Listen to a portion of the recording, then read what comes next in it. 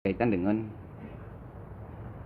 pondasi dasar agama bagi kitanya di dalam kitanya beribadat kepada Allah Ta'ala atau kitanya sebagai orang yang beriman kepada Allah, beriman kepada Rasulullah. Buddha Dupu iaitu buah perkara.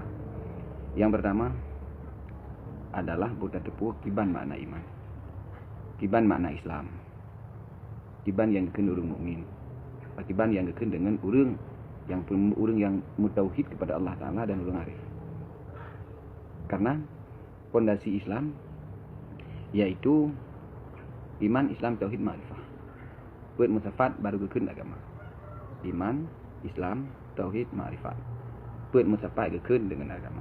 Nah, maka oleh kita yang pertama Buddha doa hilang, Buddha Dupu yang gekun dengan Islam kibah, yang gekun dengan iman pakriban. Sehingga kitanya sebagai orang Islam han menjawab di dalam masalah berbicara tentang iman, berbicara tentang Islam.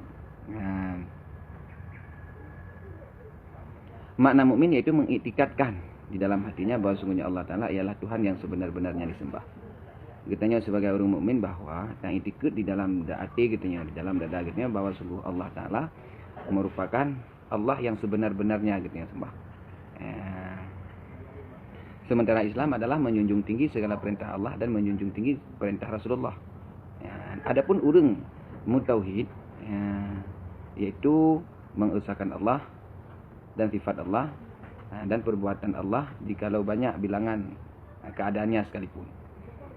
Sementara makna makrifah pada ahli usuluddin yaitu mengetahui segala yang wajib bagi Allah Ta'ala, yang jaid dan yang mustahil, menancit bahar rasul.